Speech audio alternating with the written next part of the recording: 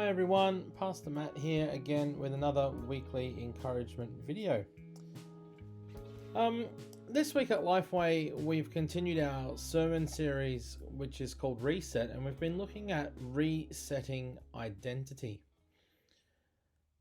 I think that's a really important thing for us as Christians to think about, because if we're not careful, the world throws at us all these different voices that tell us all these different things about ourselves.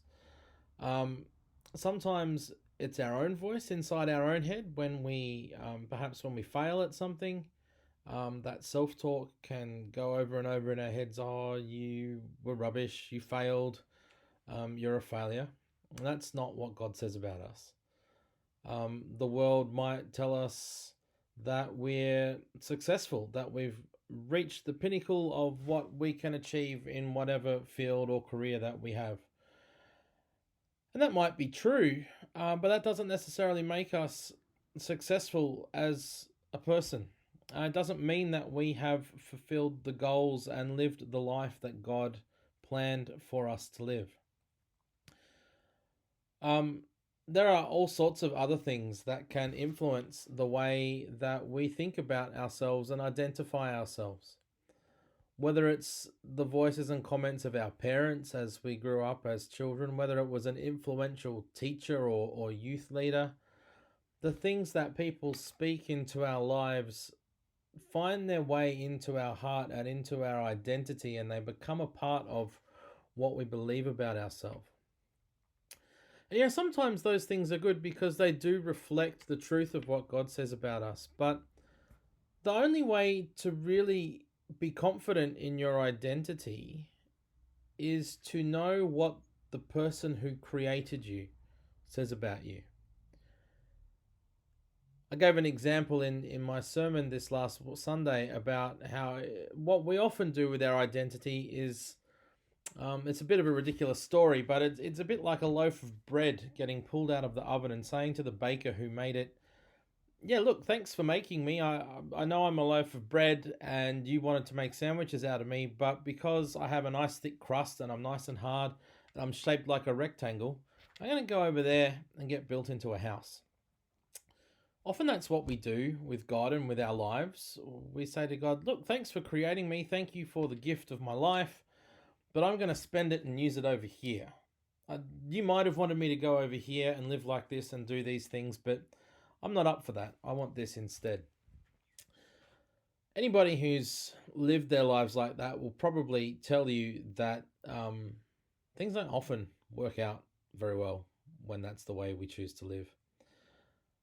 We are so much more free to just be who God created us to be when we understand who God is, what He's done for us, and what He's created us for. He's created us for life with Him. He created us because He loves us. He made us in His image so that we could relate to Him and He could relate to us. He's made us for relationships. He's made us for love. He's made us to enjoy the world that He created and placed us in. The world around you is going to tell you that you exist to contribute to the economy, to earn money, to garner power and wealth and position for yourself. And those things are not necessarily bad in and of themselves. And certainly there are very wealthy, influential and powerful people who are also part of the kingdom of God, and they can do wonderful things with that wealth and power and status for God and for His kingdom. But that's not something that we all have to have. God has called each of us with a unique purpose and made us all for a unique reason with a unique set of skills, talents, and abilities. So, to reset your identity, don't listen to the little voices inside your head that want to tell you that you are a failure, that you're not worth anything.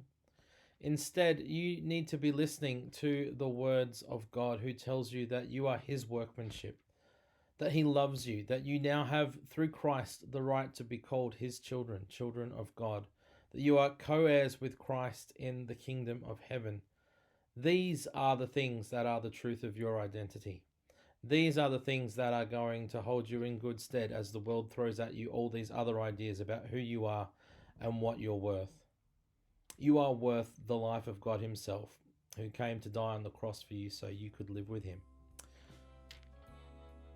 I hope that's encouraging news.